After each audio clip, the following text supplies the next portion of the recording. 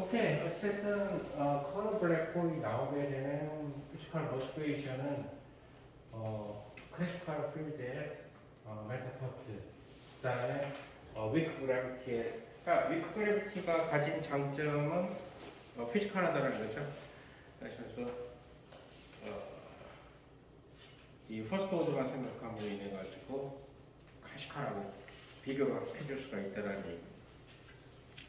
자, 그래서 결국은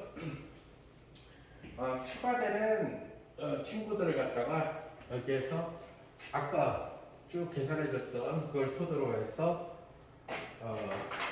생각을 해줘야 된다는 얘기예요. 뱅이 눌렀나? 응. 그러면 H바, 사실 H바하고 H하고 달라지는 놈은 어디에서만 달라져요? 대각에서만 달라지죠, 그렇죠? 그래서 H바 제로는 뭐 상관없으니까 이 카파 M의 4파이 R이 된다는 사실을 알 수 있어요. 근데 얘네들은 어차피 지금 관심이 없어요. 지금 모티베이션에 들어가게 되는 것은 비대각 요소에서 지금 모티베이션이 들어가는 거예요. 그래서 비대각 요소가 나타나는 데가 이제 어디가 될 것이냐?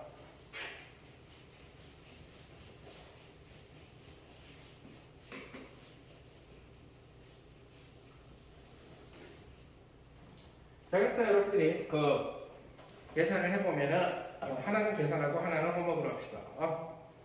그래서 H 바 완제로를 저기서 계산합시다. 그것은 바로 H 완제로랑 같아요. 그죠? 그리고 이것은 바로 누구의 근사값이 되냐면은 바로 G 완제로의 근사값이 되죠. 그죠? 위크 그래프 근사값이. 왜? 에타 완제로가 빵이니까. 그래서 얘는 결국 마이너스 4파이분의 2 카파하고 그 다음에 R 상승분의 xk하고 인테그랄하고 t 완제로하고 x 프라임 카파.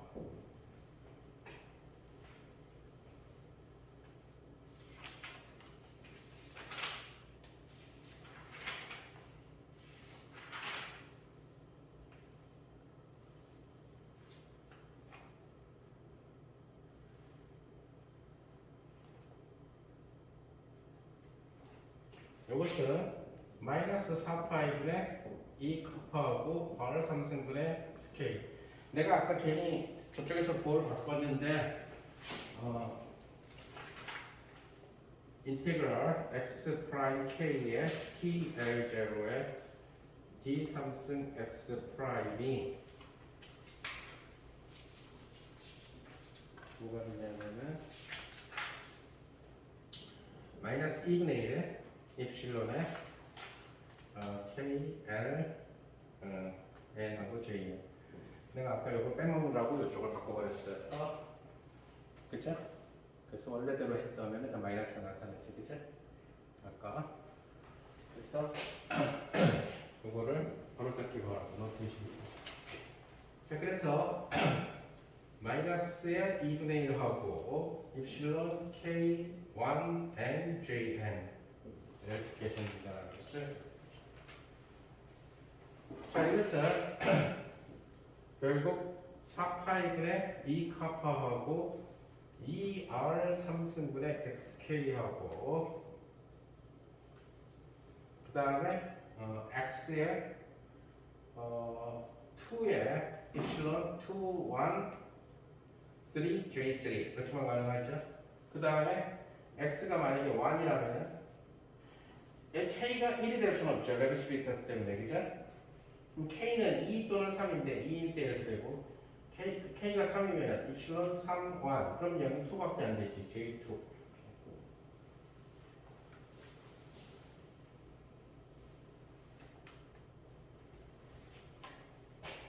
자, 이것은 4파이분의 2 카파하고 2r 3승분의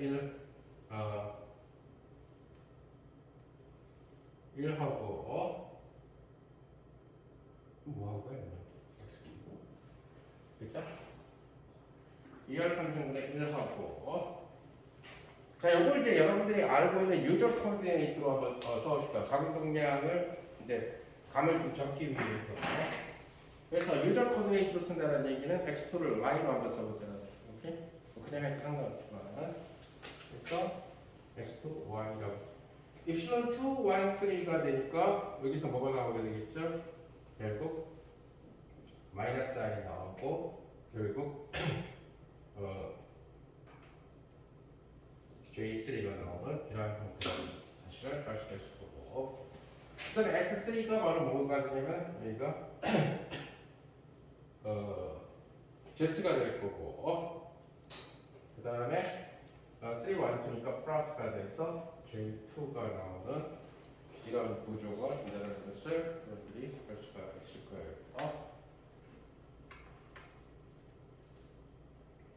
그런데 J2라고 하는 친구는 없죠.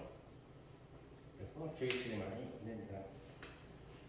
따라서 우리가 G01이라고 하는 친구는 웨이크 그래비티에서 H가 완제로로 근사가 됐는데, 요거는 이제 J3를 위로 올려주면 플러스 i로 바꾸게 되니까 4파이분의 2 카파의 2R 3승분의 1하고 결국 Y의 J3 이라는 형태로 된다는 사실을 우리가 알읍시다.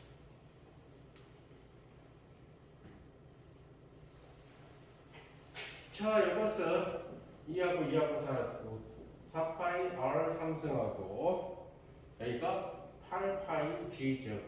카파가 그죠? 그리고 Y하고 J3가 바로 우리가 흔히 얘기하는 각은 동량 크기 J가 되겠죠. 그죠? 음성분법. 따라서 2G하고 뭐가 R 3승의 Y, J 방식으로 나온다는 것을 이렇게 아시고.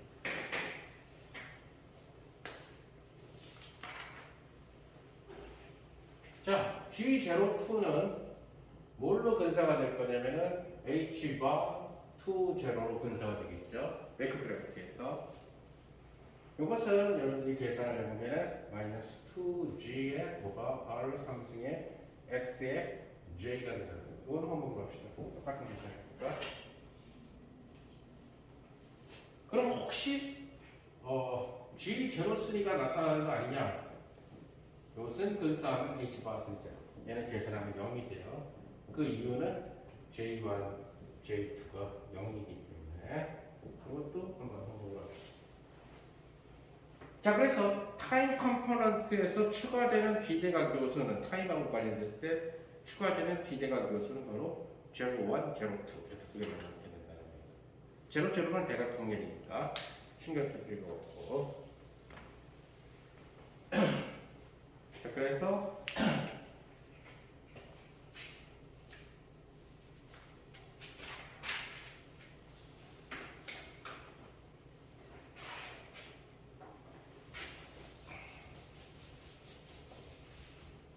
따라서 G01이라고 하는 친구는 어떻게 지금 근사가 됐냐면은 01 내렸으니까 마이너스 2G의 R 3승하고 YJ. 그다음에 G02는 뭘로 근사가 됐냐면은 R 3승분의 2G하고 X의 J 이렇게 근사가 됐다는 거죠.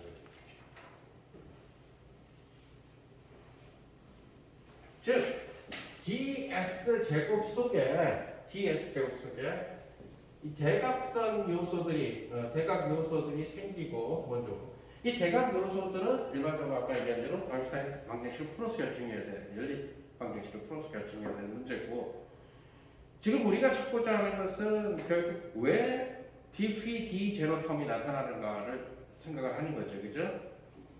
그래서 대각 요소가 생기고 플러스 비대각 부분이 생긴다는 것. 이 비대각 부분은 어디에서만 생기냐면 G01, DX0, DX1, G02, DX0, DX2에서 이러한 성분이 생기게 된다는 것을 여러분들이 알 수가 있다는 거죠.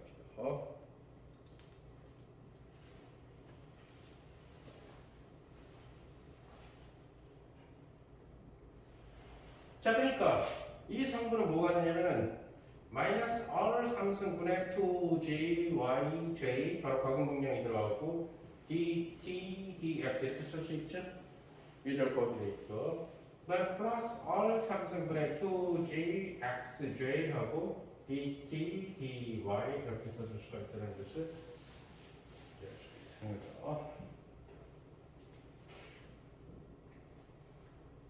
이 항은 R 3승분의 2GJ하고 2GJ가 공통이고 DT도 공통이네요. 그리고 X, dy 빼기 y, dx 이런 항들이 된다는 것을 여러분들이 알 수가 있죠. 그런데 X라고 하는 친구는 R sin theta, cosine phi Y라고 하는 것은 R sin theta, sin phi 여기는 X하고 Y만 있으면 되겠네. 물론 뭐 Z는 R cosine theta.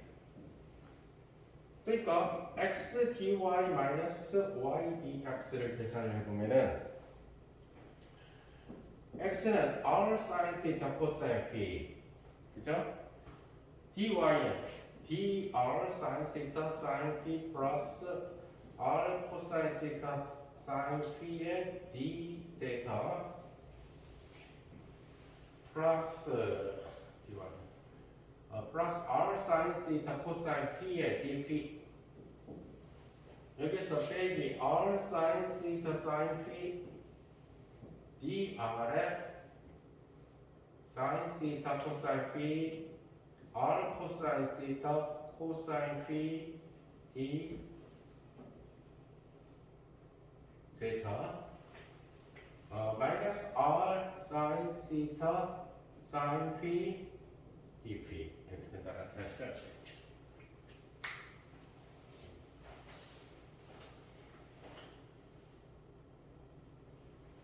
요거 사사 코사 사사 코사 동력 사코 사코 코사 코사 동력 여기는 마이너스 마이너스니까 플러스가 됐죠. 사인 시타의 제곱 있고 코사인 피의 제곱 더하기 사인 피의 제곱 오케이. 그래서 얘는 뭐가 되냐면은 r이 여기서 하나 또 나왔으니까 r 제곱 사인 시타의 제곱 dp가 된다는 것을 알 수가 있죠. 그래서 추가돼야 되는 비대각 요소는 바로 뭐가 돼야 되냐면 R 3승분의 2GJDT 하고 R제곱 sin theta의 제곱 dp 이런 모습으로 돼야 된다는 것을 알 수가 있죠. 중요한 사실은 얘는 지금 근사를 썼기 때문에 이 R 파트는 신경 쓸 필요가 없고 어떤 R의 함수가 들어가줘야 될 거고요. 그죠? 오케이? R의 함수가 들어가죠. 근사를 안 쓴다면 R의 함수가 들어가줘야 되겠죠. 쟤는 지금 끊어버렸으니까. 그죠? 말이 충분히. 중요한 사실은 세타의 컨트리뷰션 사인 세타 제곱 이렇게 들어가줘요. 그리고 바로 dp, dt가 됩니다. 즉 구좌표계로 나타냈을 때의 비대각 요소에 기여되는 파트는 뭐가 돼줘야 된다? G0 P가 커플돼야 된다. 다시 보여줘. 자, 아마도 위크 그래비티, 그러니까 그 커브 입장에서 봤을 때는 위크 그래비티에서 어떤 항이 들어가야 될지를 먼저 알고 그다음에 뛰어들지 않았을까 하는 생각이 들어요. 일반적으로 뭐 주구장창 이렇게 집어넣고 저렇게 집어넣고 이런 사람은 아니니까 커브 정도 되는 사람은. 그래서 위크 그래비티에 보니까 이런 항이 있네.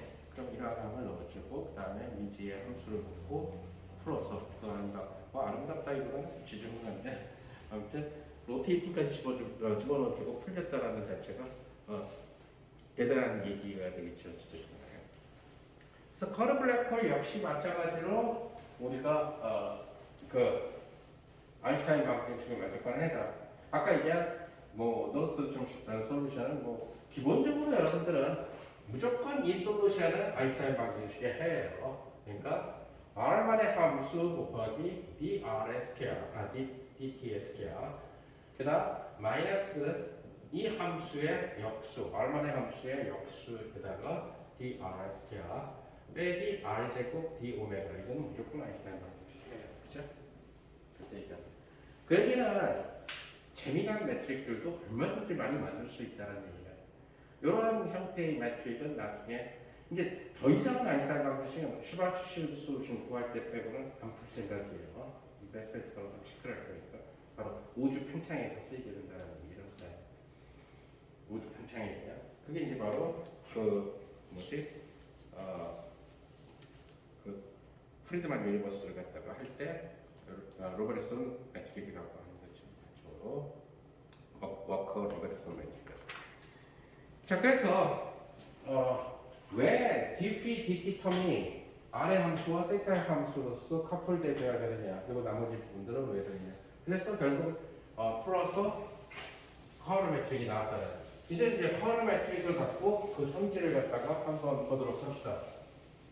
커널 블랙홀이 있다라고 할 때, 아까 얘기한 대로 그때 얘기한 대로 커널 블랙홀이라고 쓸 때는 별이 죽어서 돌면서 회전해서 그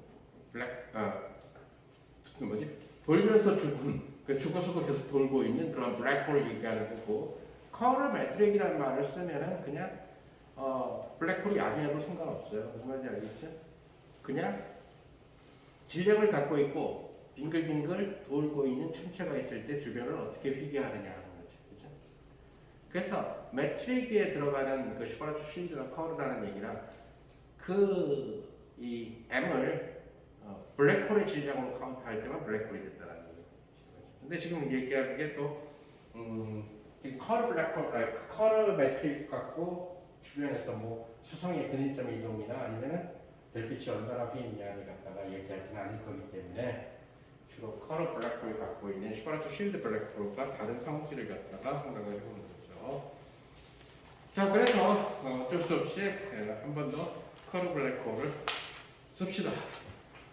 그러니까 ds 스퀘어는 1-2gmr over rho 스퀘어 dt 스퀘어 플러스 rho 스퀘어의 2gm AR sin 세타의 스퀘어 dt dphi 플러스 dphi dt. 이건 뭐 함께 써도 상관없어요. 두 배로 해가지고 마이너스 델타분의 rho 스퀘어 dr 스퀘어 마이너스 rho 스퀘어의 d 세타 스퀘어 마이너스 rho 스퀘어분의 sin 세타의 스퀘어 가로 열고 r 제곱 플러스 a 제곱의 제곱 하고 마이너스 a 스퀘어 델타 sin 세타 스퀘어의 dp의 델 스퀘어.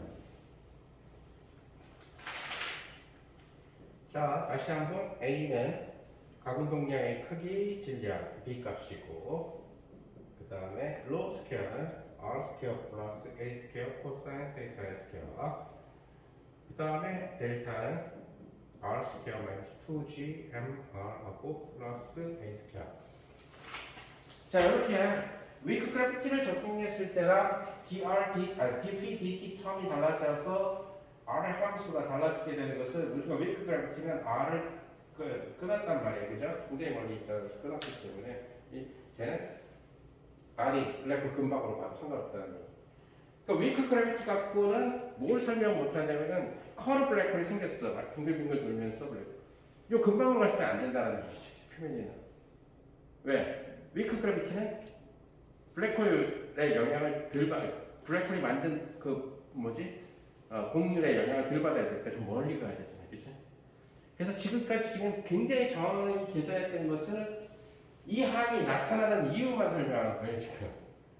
이 항 중에서도 dt, dphi, sin 세타 제곱, 그 다음에 지금 여기 A 속에 들어가 있는 J가 나오는 이유만 설명하는 거지, 그죠? 설명한 거지. 일반적으로 만약에 사건의 그 커브 블랙홀 근방으로 갔을 때는 위크 그래피티 리전이 아니죠. 스트롱 그래피티 리전이죠. 그죠? 그러니까 이미 R만의 함수라고 놓고 해야 되겠지. 세타 디펜던시는 뭐 똑같겠지. 그러니까 사인 세타 제곱 그대로 남은 거고. 그래서 R만의 함수가 바뀐 거죠. R만의 함수가 뭘로 바뀌게 된 거냐면은 이렇게.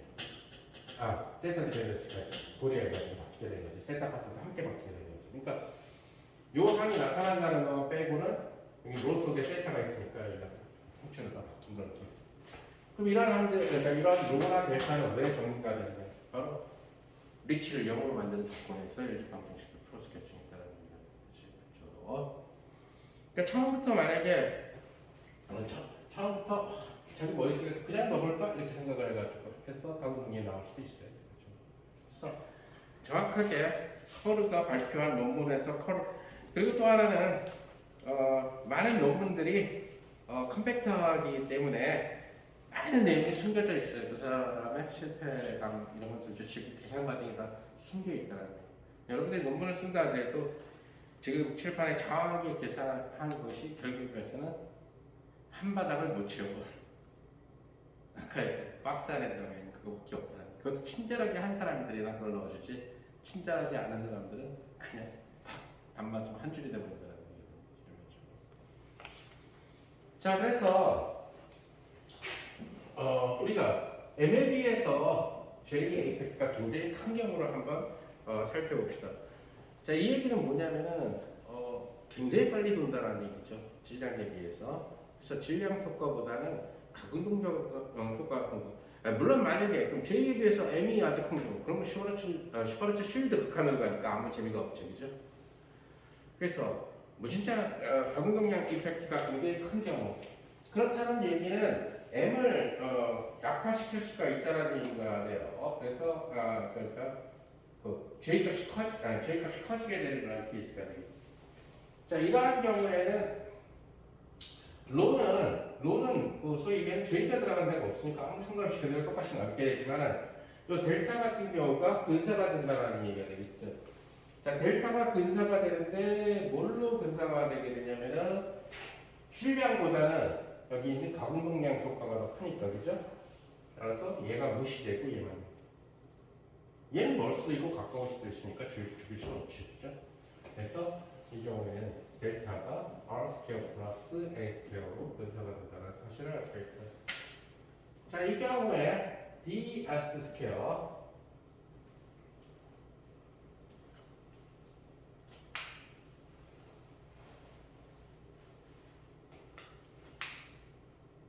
자, 이 얘기는 이제 M이 굉장히 작다라고 치는 거예요. M이 작으니까 슈퍼르츠 쉴드 이펙트가 덜 나타난다는 얘기고 J가 있는 곳에서는 도미넌트하게 나타난다는 얘기는 여기도 역시 0으로 보낼 수 있다는 얘기죠.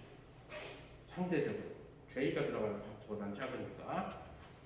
그래서 DS 스퀘어는 DTF 스퀘어. 그 다음 마이너스에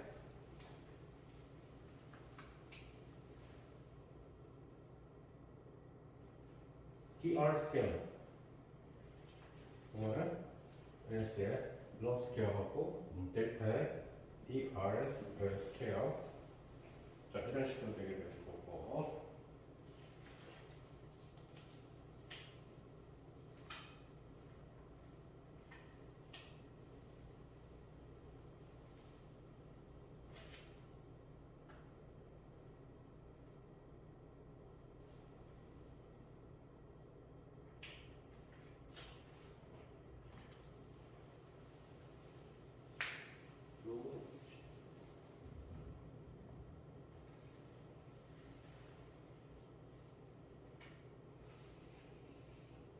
로 스퀘어 속에 A 스퀘어가 있죠.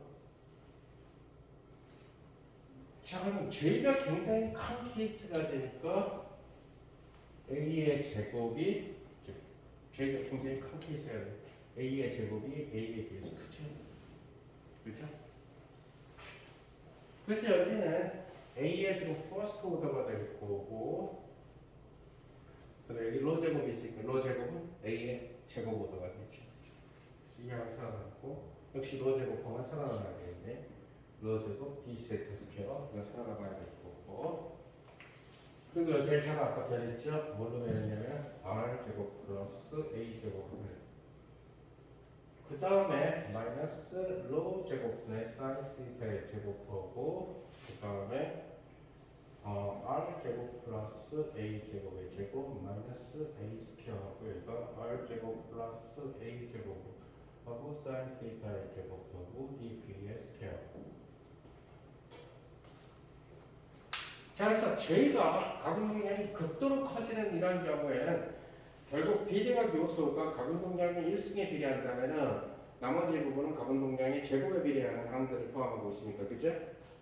그래서 무시하고 이러한 경우는 극단적인 케이스를 그래 해줄 수가 있다는 얘기야. 그래서 이 경우는 dt 스퀘어 마이너스 로 스퀘어 마이너스 r 스퀘어 플러스 a 스퀘어에 dr 스퀘어 마이너스 로 스퀘어 d 세타 스퀘어 마이너스 여기가 r 제곱 플러스 a 제곱 코사인 시타 스퀘어네 사인 시타 스퀘어인데 요거 인수분해 하니까 r 제곱 플러스 a 스퀘어하고 1 r 제곱 플러스 a 제곱 마이너스 a 제곱 사인 시타 스퀘어 dp 스퀘어.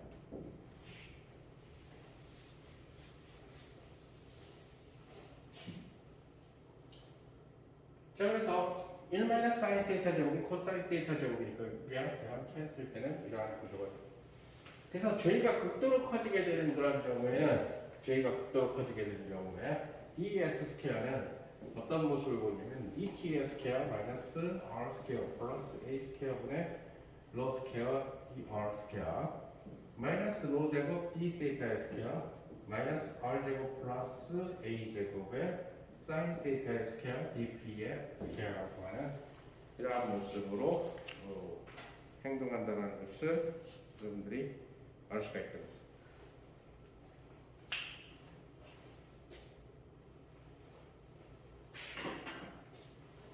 자, 이러한 경우는 소위 얘기하는 코디네이트 체인지에 의해 가지고 우리가 마치 평평한 우주인 것처럼 다룰 수가 있다는 얘기가 되는데, 예를 들어서 여러분들이 라지 x라는 코디네이트를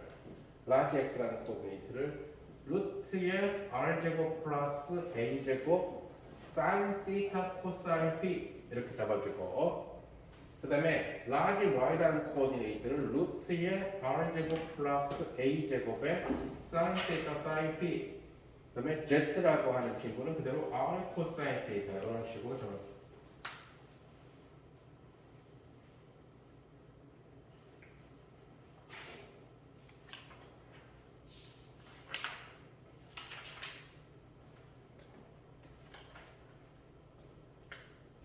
그래서 여러분들이 이런 식으로 잡아주게 되면 이 좌표는 어떤 식으로 쓰여지게 되냐면 dt의 스퀘어 마이너스 d large x의 스퀘어 마이너스 dy의 스퀘어 마이너스 dg의 스퀘어.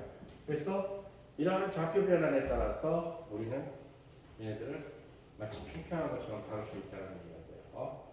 다만 평평한 것처럼 다루지만 large x, large y, large g는 small x, small y, small g가 아니죠, 그죠? 그래서 이러한 획득을 합시다. 이 갈등은 그냥 포목으로 합시다.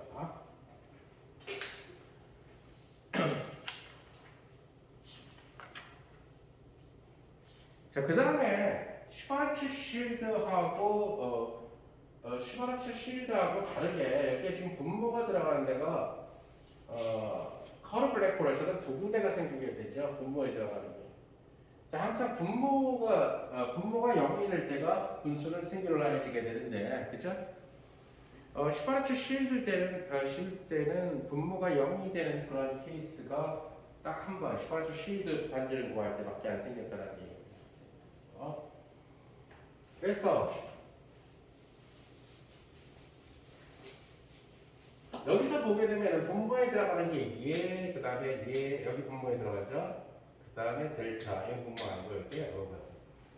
자, 그래서 로가 0이 돼도 지금 문제고 델타가 0이 돼도 문제라는 얘기가 되겠죠, 그죠? 그래서 싱귤라리티가 어디에 생기게 되냐면은 결국 로 이퀄 제로하고 그 다음에 and 델타 이퀄 제로에서 생기게 된다.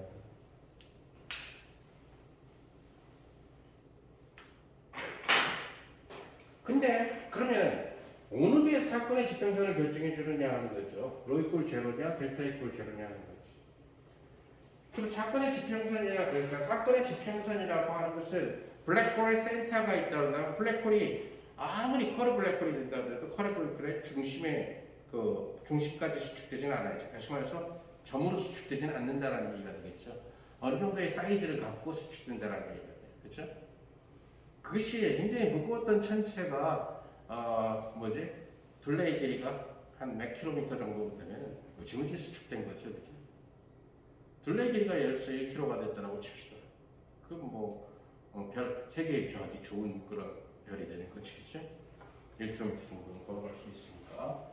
그러니까 그러니까 사건의 지평선이라고 하는 개념이 블랙홀의 포인트, 센터, 그러니까 질점에 들어가서는 안 된다는. 근데 러이폴 제로 같은 경우는 러이폴 제로, 로가 제로가 되기 위한 조건은 R이 0이 돼야 되고 동시에 이게 0이 돼야 된다는 거예요. A는 블랙홀이 회전하고 있기 때문에 질량 갖고 있고 회전하고 있기 때문에 A는 절대 0이 될 수가 없어요. 그렇죠? A는 항상 0보다 크죠. 회전한다라고 했으니까. 광문위의 크기니까. 그러면서 여기는 뭐가 되냐면 로가 제로가 되기 위한 조건은 결국 뭐냐면 R 이꼴 제로이면서 동시에 세타는 2분의 파이. 즉 다시 말해서 블랙홀의 적도판이 되겠죠. 그죠? 블랙홀의 적도판에서 R 이꼴 제로. 원점이 된다는 거예요. 그래서 이거는 싱귤라리티지만 싱귤라리티는 맞아요. 싱귤라리티는 맞지만 이것은 이벤트 호라이즌, 즉 사건의 지평선 역할을 못한다는 얘기죠. 자, 저런 센터에서 싱귤라리티가 가는 경우는 항상 있죠. 전자기가 됐든 뭐가 됐든. 오케이? 우리가 잘 알다시피 R분의 Q, R이꼴 제로에서 싱귤라리티죠. 그래서 센터에서 싱귤라리티는 이런 경우는 사건의 지평선으로 안 걸리게 된다. 그럼 이벤트 호라이즌은 어디에서 결정해줘야 되느냐? 이벤트 호라이즌은 결국 여기에서 결정해줘야 된다는 얘기죠. 그래서 거기에서 이벤트 호라이즌을 그럼 이벤트 호라이즌을 결정하는 반지름은 뭐가 되냐? R제곱 마이너스 2GM의 R 플러스 A 스퀘어는 0이라는 이 식에서 이벤트 호라이즌을 결정해줘야 된다. 그런데 슈바르츠 쉴드랑은 달리 이벤트 호라이즌을 결정하는, 즉 사건의 지평선의 반지름을 결정하는, 즉 슈바르츠 쉴드의 반경에 대응되는 친구가 돼요. 그죠? 그게 두 군데 생기게 된다는 거예요. 2차원 방식이니까. 그죠? 여기서 이것이 0이 되는 R을 구해보게 되면은 GM 플러스 마이너스 루트에 G 스퀘어, M 스퀘어, 마이너스 A 스퀘어 없나? 이런 스타일로 채워준다는 것을 우리가 알 수가 있죠.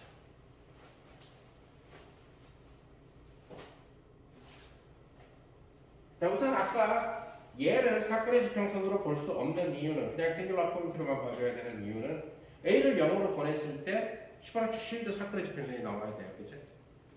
근데 A를 0으로 보내든 안 보내든 상관없이잖아요. 슈바르츠 쉴드 반지름이 나올 수가 없죠. 0이니까. 슈바르츠 쉴드 반지름은 R분의 2M. 그러니까 소위는 이 2GM이 되겠죠. 우리 입장에서 봤을 때는 C를 1로 뒀으니까 C를 1로 두면 2GM이 나와야 된다는 얘기가 되는데 그게 안 나오잖아. 그래서 사건의 지평선 아니라는 얘기. 여기서 사건의 지평선이 지금 두 개가 나와요. 그럼 사건의 지평선의 반지름이 두 개가 나오게 되는데 하나를 아우터 레디우스 R 플러스, 긴 놈을 R 플러스라고 해요. 짧은 놈을 R 이너 레디우스라고 해요. 그래서 커브 블랙홀은 사건의 지평선이 두 개가 생기게 되는 그런 구조가 됩니다.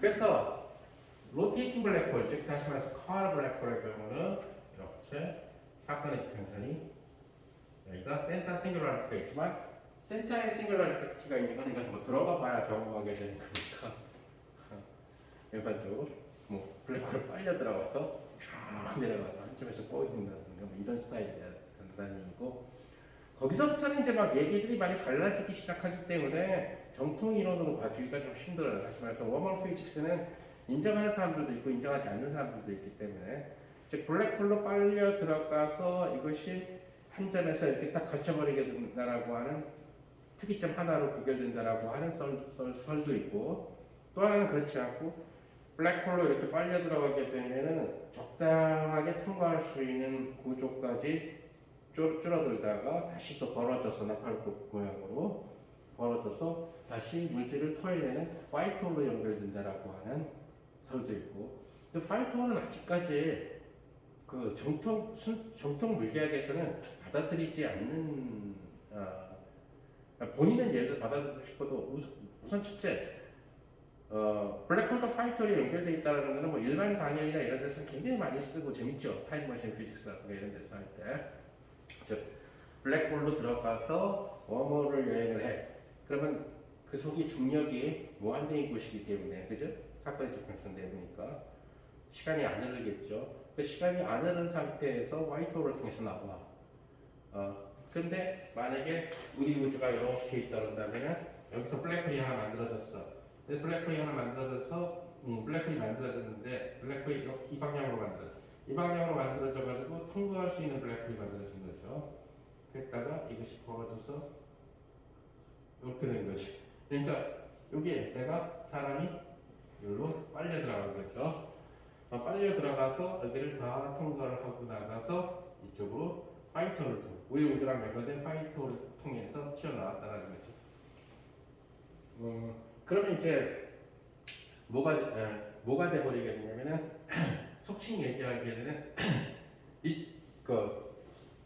이쪽 시계에 비해서 이쪽 시계가 결국 뭐가 되냐면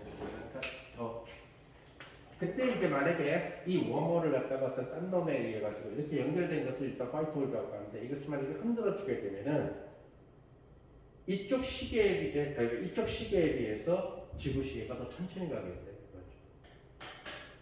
가속도가 중요이기 때문에. 그러다 보니까 이 친구가 여기에 2021년에 들어가서 튀어나오게 되면 여기는 1950년 6.25 사변이 벌어지고 있다. 이게 바로 과거로 가는 방법이라는 얘기죠.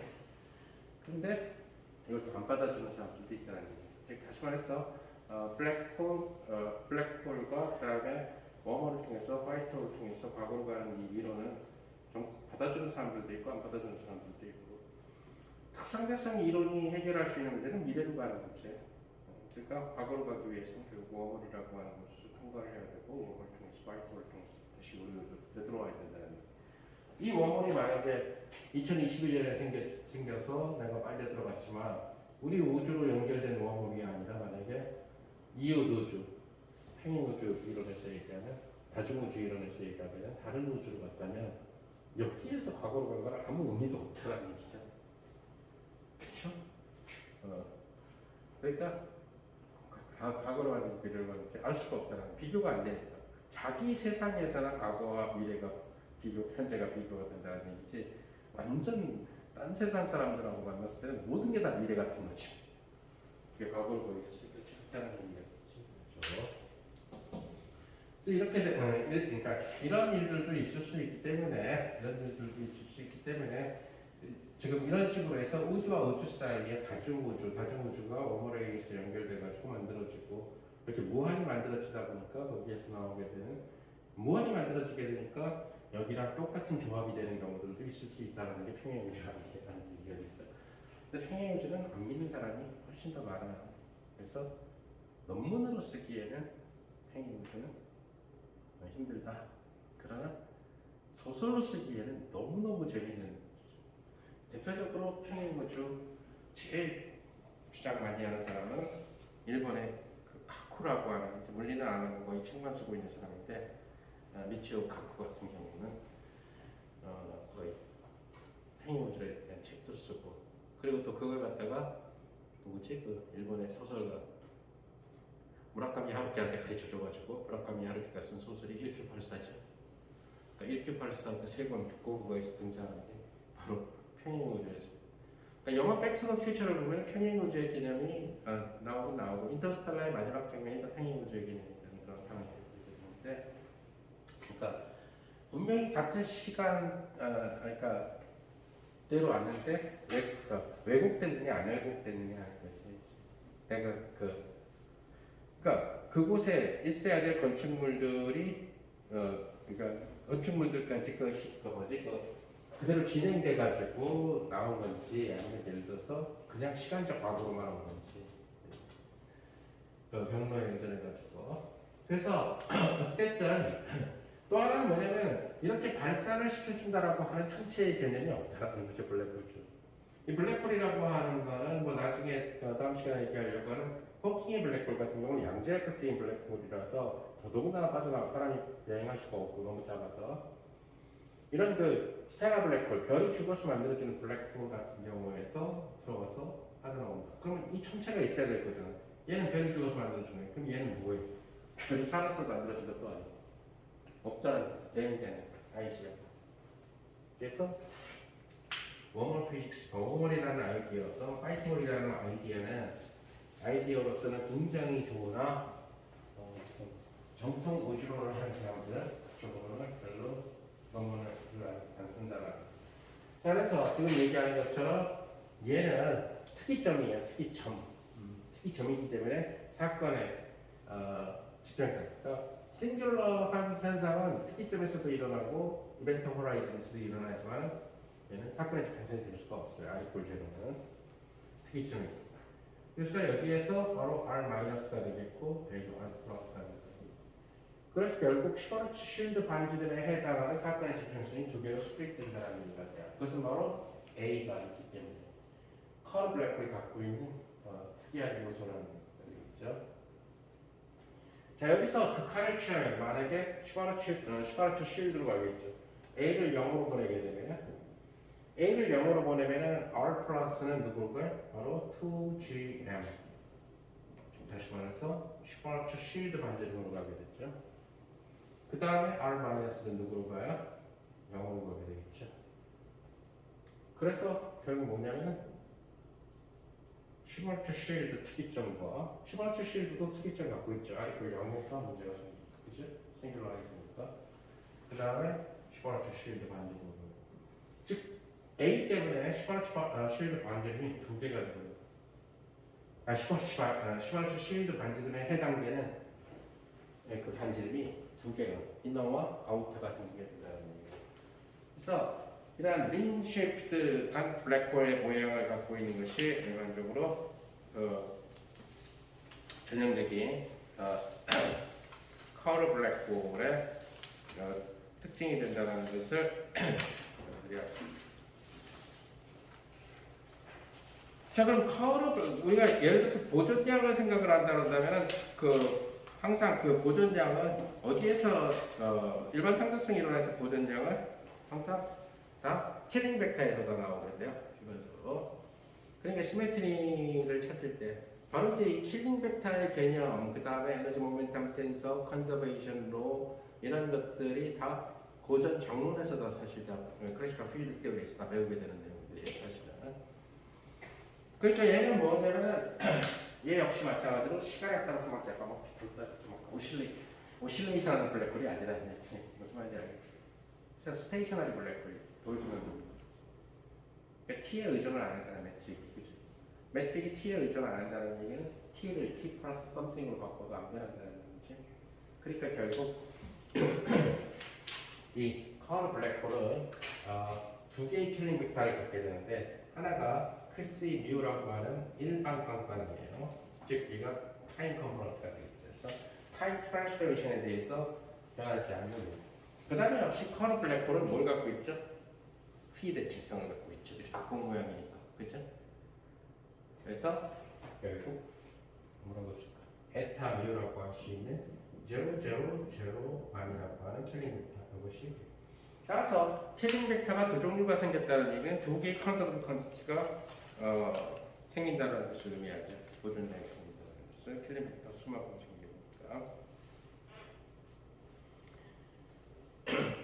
자, 일단 커르 매트릭이 커르의 슈바르츠 쉴드 매트릭과는 달리 슈바르츠 쉴드 매트릭은 대각선이었던 평평한 매트릭을 갖다가 민콥스키 매트릭을 대각선으로 똑같이 바꾼 거예요. 대각평면으로. 그런데 그게 아래 함수로 들어가게 된 거지, 그죠? 근데 커르 매트릭은 평평했던 이 대각선 플랫 민콥스키 매트릭을 갖다가 비대각 요소가 있게끔 만들어줬다는 거죠. 처음으로. 그것이 비대각 성분은 바로 T, phi 성분, 그죠? 그래서 비례관계가 성립을 안 하는 블라드 요소가 돼요.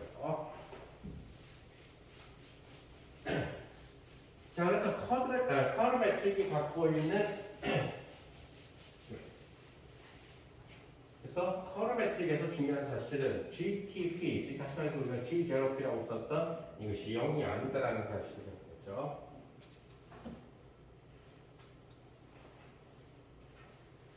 자, 그래서 아까 얘기한 대로 킬링 벡터가 두 개가 있게 되니까 결국 우리는 두 개의 보존량을 갖게 된다는 거예요. 그러니까 얘랑 관련된 보존량은 바로 U, 뮤, C, 뮤. 네, U0 이것은 크 C0 더하기 UI, 크 CI 이렇게 되겠네요. 근데 그 어디야? 크 C 스페이스 컴포넌트가 없잖아. 얘는 1이고. 그러니까 뭐가 돼? U0가 되겠죠. 이것이 바로 에너지가 된다는 얘기가 될 거고. 그 다음에 이거랑 관련된 이것은 U, 뮤의 베타, 뮤 이렇게 적어줘야 되겠죠. 이것은 다시 말하면 G, 뮤, 뮤의 U, 뮤, 베타, 뮤 이렇게 써줄 수도 있고.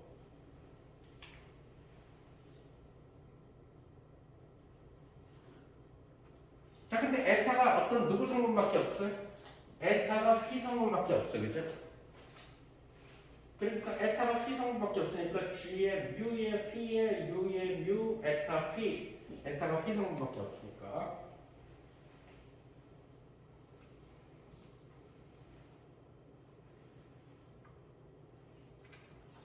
그래서 에타, 얘는 1이 된다는 거예요. 에타의 휘 성분이 1이죠. 그러니까 얘는 뭐가 돼? G, 뮤, 휘, U, 뮤 이렇게 되죠. 그럼 이 매트릭이 얘를 낮추면서 휘로 바꿔주는 역할을 해야 되죠. 그래서 U, 휘가 된다. 바로 이게 보존량이에요. U, 휘가 보존량이에요. 이것이 바로 뭐냐면은 결국 U, 휘라는 게 근데 여러분들이 앞에 거를 충분히 많이 복습을 했다면 머릿속에 있을 거고 복습을 많이 안 했으면 머릿속에 하나도 없을 거고 다 지워졌을 거고 그러니까 저 얘기하는 U, 뮤라고 하는 친구는 dx, 뮤, dt 이런 형태로 여러분들이 d 타우라고 썼던 거를 갖다가 여러분들이 기억하면은 얘는 결국 뭐랑 관련되냐면 d, phi, d 타우랑 관련되게 되겠죠, 그렇죠? 그러니까 결국 이것은 뭐가 되버리게 되냐면 이 보존량 바로 가공동량이 된다는 사실이 알 수가 있다. 바로 카로메트릭에서 얘기하는 가공동량 J는 바로 UP가 된다는. 자, 중요한 사실은 카로메트릭이 비대각 요소가 있기 때문에 UP가 보존되지만 UP는 보존 안 돼요. 자, 커러 매트릭이 갖고 있는 그러니까 특징이에요. 다시 말해서 UP하고가 비례 관계가 성립을 안 해요. 커러 매트릭에서는. 왜? P파트의 매트릭 얘가 있기 때문에. 즉 다시 말해서 UP라고 하는 친구는 G의 P의 뮤의 U, 뮤 이런 식으로 써줘야 되는데 이것은 G의 P, U, P 이렇게 되고 또 남는 게 G, P, 0, U, 0 이것도 남게 된다는 얘기죠.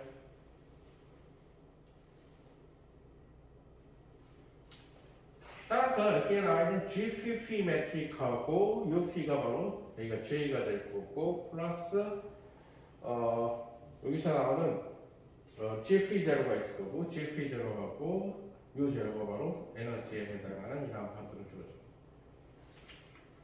그래서 슈퍼러츠 실드 같은 경우는 얘가 빵이면 얘가 빵이 됐지만은 지금 이 경우에는 예를 들어서 얘가 빵이라고 해서 얘가 빵이라고 얘기할 수 없다는 얘기가 되죠. 그런 점이 바로 슈퍼러츠 실드 매트릭하고 블랙홀하고 그 다음에 커러 블랙홀하고 다른 경우다. 자, 그래서 그 슈퍼러츠 블랙홀에서는 대표적인 예로서 프리폴 자유낙하를 갖다가 얘기했는데 역시 마찬가지로 자유낙하인데 돌면서 낙하 돌면서 나타나는 물체의 운동.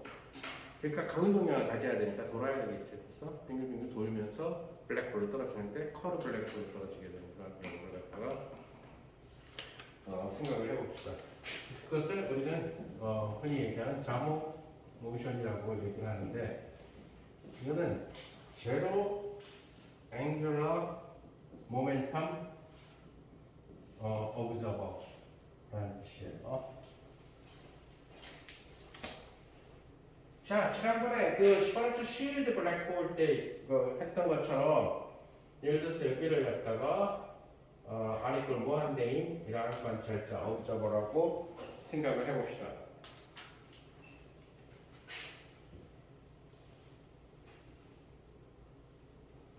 자, 이 관찰자가 어떤 이쪽에 있는 이 아니꼴 무한대에 있는 관찰자가 어떤 입자를 측정을 했는데 그 입자가 예를 들어서 입자를 J 이꼴 0으로 측정했어요. 즉 안 돈다고 측정했다가 자, 그랬을 때 블랙홀의 사건의 지평선 근방에 있는 이런 쪽에 있는 케이스에서는 이제 그러니까 어떠한 변화가 될까 하는 거죠. 그러면 이 사람 그러니까 블랙홀의 사건의 지평선을 재있는 경우에 입자의 가운동량은 이 사람은 어떻게 보게 될지. 지난번에는 우리가 시간을 갖고 얘기를 했죠, 그죠? 둘 사이에서 시간을 갖고 얘기. 자, 그러면은 이 사람이 얘기했을 때에 바로 이 입자가 J 이꼴 0이라는 얘기는 얘는 UP 이꼴 0이라고 결론을 내렸다는 얘기겠죠, 그죠?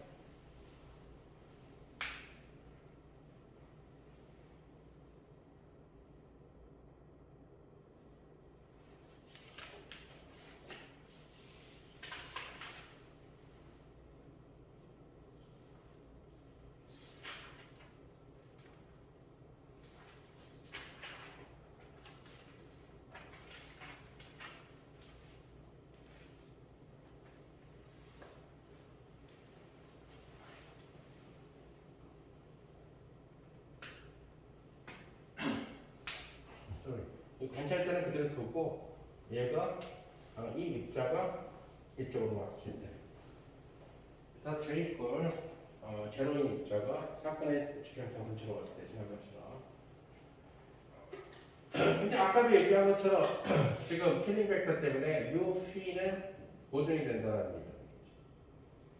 그러니까 여기로 내려와도 결국 UP는 제로가 된다는 것을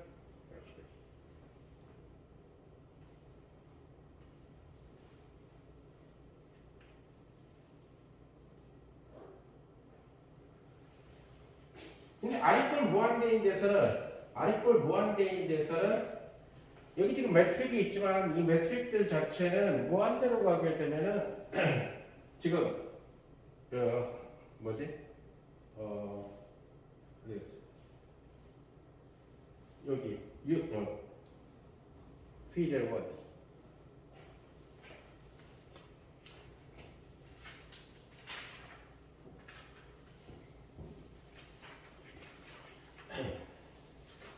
지금 얘를 풀로 써봐주게 되면은 그 매트릭으로부터 계산해가지고 그러니까 역행렬을 통해서 써주면 E mu R의 A하고 U 제로 플러스 그 다음에 마이너스 델타의 로 스퀘어 사인 세타의 스퀘어분의 델타 마이너스 A 제곱 사인 세타의 스퀘어의 J.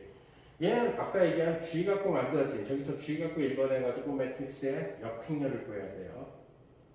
역행렬을 읽어서 해줘야 돼. 그러니까 결국 매스매틱 컨베이션을 해줘야 된다는 얘기죠. 비대면 기술을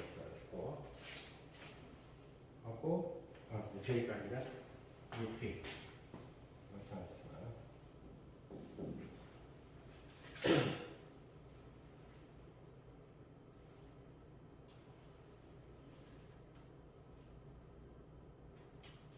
자, 이것은 만약에 우리가 R이 걸 무한대로 보내게 되면은 R을 무한대로 보내게 되면 얘도 R을 그러니까 로 제곱이 R 제곱 여기도 R 제곱이 있고 여기는 R 하나밖에 없으니까 여기도 또 R 제곱이 있고 여기도 R 제곱이 있고 여기는 R 제곱밖에 없으니까 R이 걸 무한대로 보내게 되면 0으로 간다는 사실을 알 수가 있어요. 따라서 결국 R꼴 무관계에서는 UP이꼴 0이고 동시에 AND UP도 0이 되는 이러한 구조를 듣게 된다는 얘기가 되지만은 자 이것이 이쪽으로 내려왔을 때 R꼴 무한대가 아닌 곳으로 내려왔을 때는 상황이 달라진다는 거예요. UP라고 하는 양은 킬링 벡터로부터 보존되는 양이니까 0이 되지만 이 경우에는 UP가 0이 아니다. U의 P가 0이 아닌 이러한 형태가 된다는 것을 알 수가 있다. 그래서 결국은 속칭이 일정하게 되는 자 이것이 바로 뭐냐면은 이것은 D, Phi, D, 타우가 0이라는 얘기고 그죠? 이것은 결국 뭐냐면 D, Phi, D, 타우가 0이 아니다라는 얘기가 되는 거죠. 그죠? 오케이?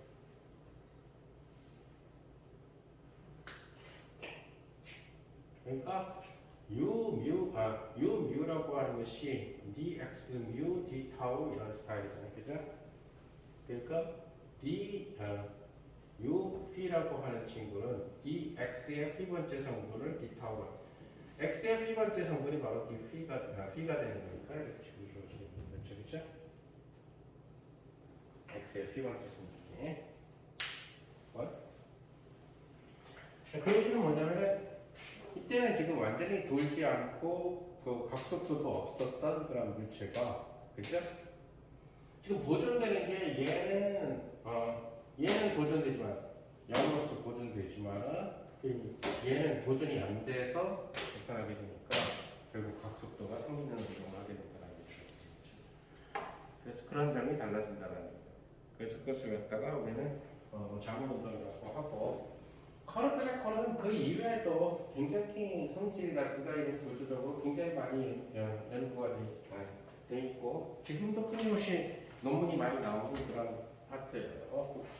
그래서 커브 블랙홀을 지금 커브 블랙홀을 연구를 한다라든가 하는 사람들 지난번에 아마 사건의 지평선으로 추주하는 그런 케이스들은 아마 정확하게는 나도 잘 모르겠는데 커브 블랙홀의 사건의 지평선을 건축한 건지 아니면 스컬프 쉴드 스타일 그게 뭐냐면 매스가 주가 되느냐 아니면 J가 주가 되느냐 문제. 만약에 M하고 J하고 있는 그러니까 그때 얘기한 것처럼 블랙홀은 결국은 머리카락이 3개밖에 없는 그런 사람이라는 얘기가 되겠죠. 그래서 매스라는 머리카락하고 그 다음에 Q라는 머리카락하고 그 다음에 앵귤러 모멘텀이라고 하는 머리카락하고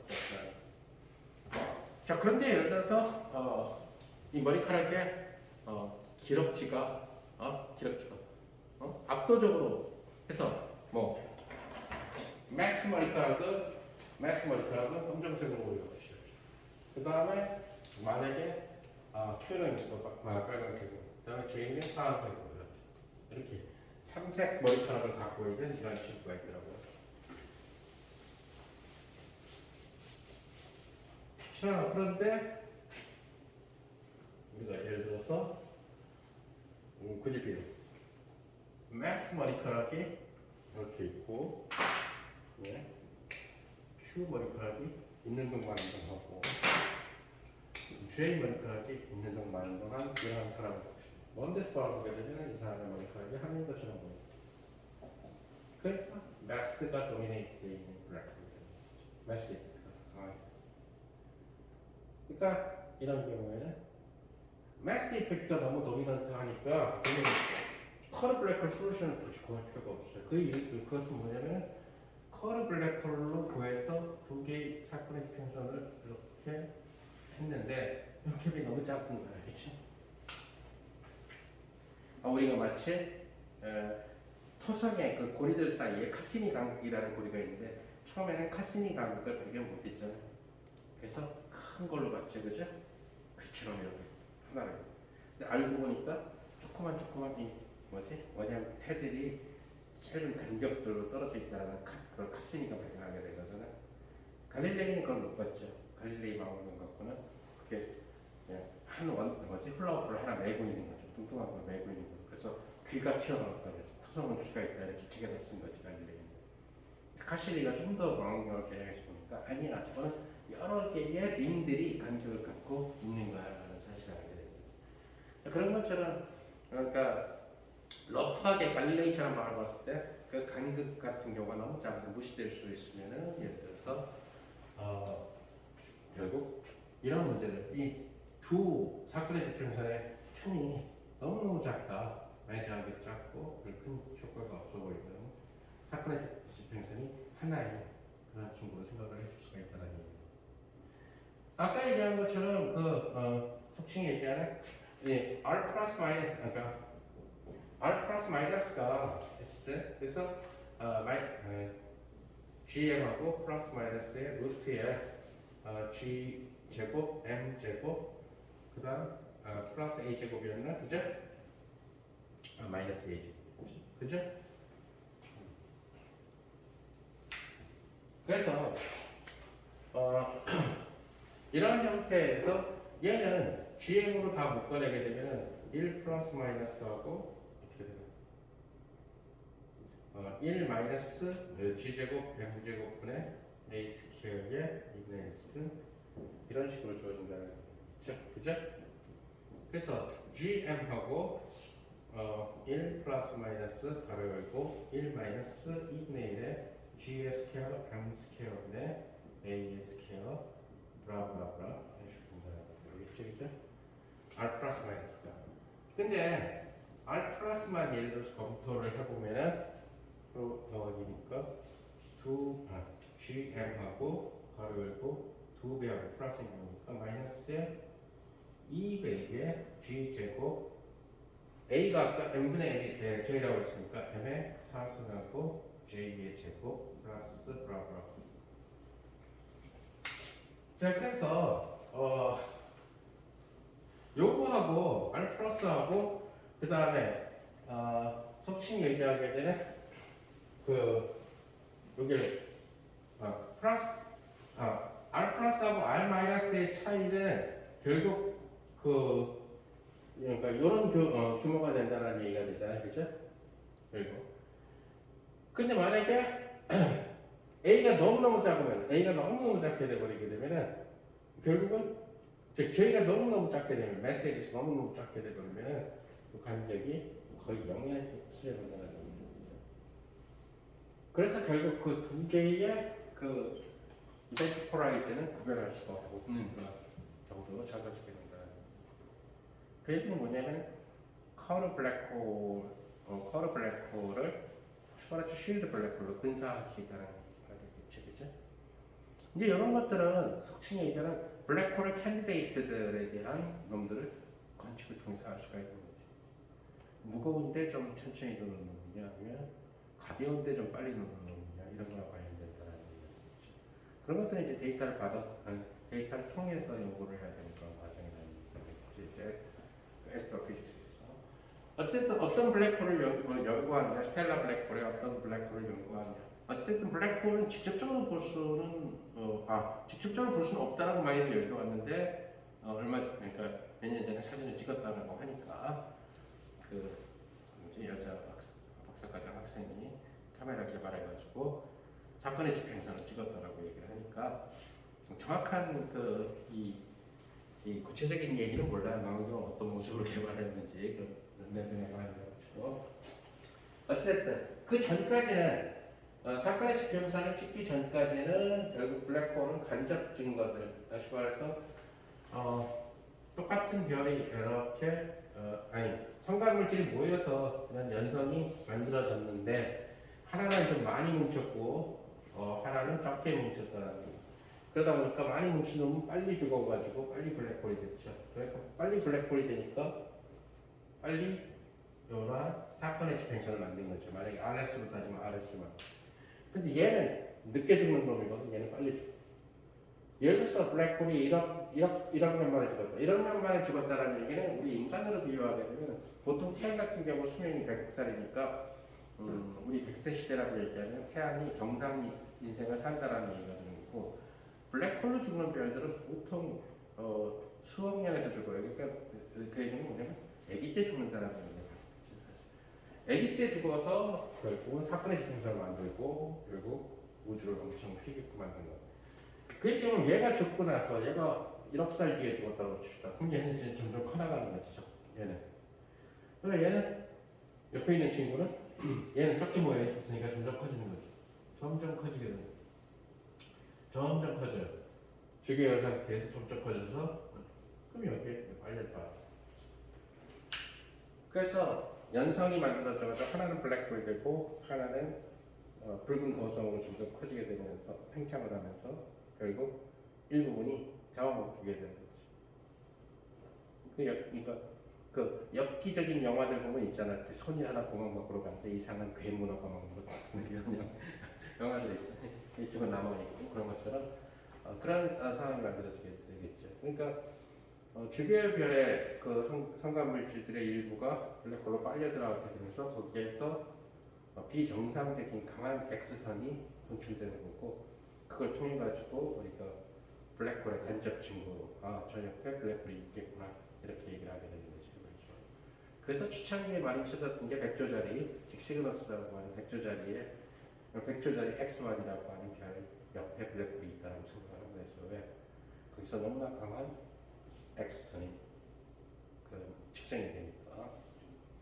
그리고 비주기적인 만약에 여기서 주기적으로 강한 X선이 만약에 나온다면 그것은 아마 펄서의 등대 효과예요. 그러니까 그때 얘기한 것처럼 지구를 향해서 쏴대고 지구에 안 오고 이쪽 양쪽 축이니까 지구에 또 오고 등대처럼 안 오고 다시 오고 그러면 X선이 지구로 오는 X선이 강하긴 하지만 안 왔다 왔다 안 왔다 왔다 펄스 형태가 된다는 얘기예요.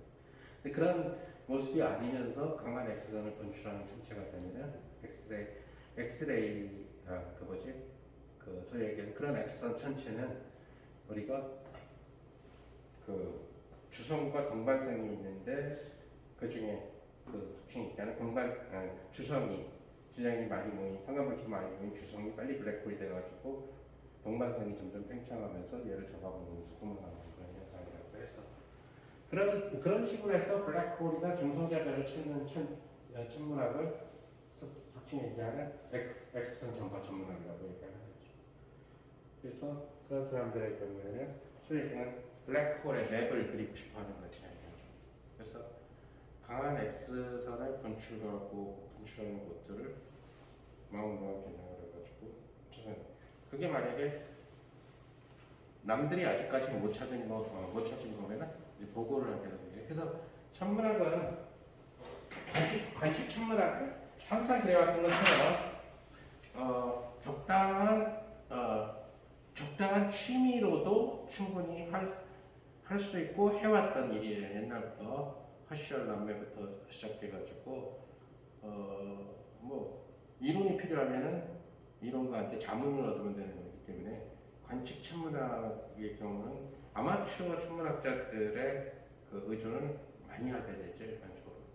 그래서 아마추어 천문학자도 자기가 손수 개발한 아니면 사서 조금 더 개량을 한 망원경을 갖고 최초로 발견을 하게 되면은 여러 보고를 하는 거죠. 그럼 그 사람의 이름을 붙여주는 거지. 그 사람이 발견한 펄서다. 그 사람이 발견한. 옛날에 목성에 따다다다다다 9번 연타를 해가지고 난리가 났던 슈마이커 레비 그 해상 같은 경우도 완전 아마추어가 발견한 거예요. 그래서 일바로 아마추어가 생생하게 관측을 해가지고 그걸 보내가지고 아마 그 이름을 아마추어 그냥 다른 직장이 있고 그냥 천문학을 좋아해서 퇴근 후에는 그냥 하늘을 쳐다보는 이런 사람들 그런 사람들이 발견한 거기 때문에 전문가들이 아니에요. 그런 식으로 생각합니다. 일단 여기까지 블랙홀은 더 많은 내용이 있지만 다음 시간에 블랙홀의 연력학, 다시 말해서 허킹 레디에이션에 대한 얘기를 할 텐데 처음으로 아마 상대성 이론에서 처음으로 불확정성 원리가 쓰이게 되는 아이디어예요. 다시 말해서 허킹 블랙홀은 기존에 지금까지 얘기했던 블랙홀의 개념하고는 개념을 확 바꿔버리는 그런 개념이에요. 따라서 그 허킹 블랙홀은 아직까지 발견된 적도 없고 또 하나는 허킹이 노벨상을 타지 못한 이유이기도 하고 하지만 정말로 많이들 연구하고 있는 근데 다음 시간에 수업을 들으면 알겠지만은 허킹 블랙홀에서 나오는 그러니까 양자 블랙홀에서 나오게 되는 레디에이션이 관측 범위가 아니라는 거죠. 그것이 허킹이 노벨상을 못하고 죽은 가장 큰 이유가 됩니다. 아이디어는 굉장히 나이스하고 허킹의 위대한 업적 세 가지 중에 하나죠. 허킹 블랙홀. 그리고 이러한 그 양자적인 블랙홀이기 때문에 불확정성 원리. 그동안 블랙홀은 지금 본 것처럼 뉴턴 역학을 일반적 변화로 계승한 양자가 전혀 안 쓰이는 블랙홀이었고 허킹 블랙홀은 불확정성 원리에 의해서 만들어졌습니다. 허킹 블랙홀은 별이랑 아무 상관이 없기 때문에 넌 스텔라 블랙홀이에요. 따라서 여기에 생길 수도 있다는 거예요. 여기에 생기는 건 뭐가 하냐면 사건의 지평선이 너무 작은 거예요. 사건의 지평선이 너무 작아서 과연 내 설정을 얼마나 지금 가져가느냐. 그건 무슨 먼지가 끌어다니는 거랑 똑같다는 거예요. 사람이 빨리 할 정도의 그 사이즈도 아니고 퀀텀 블랙홀이기 때문에 불확정성에서 나오는 그래서 그것에 대한 얘기를 하고 그 다음에 바로 보즈 모형으로 들어가는 겁니다.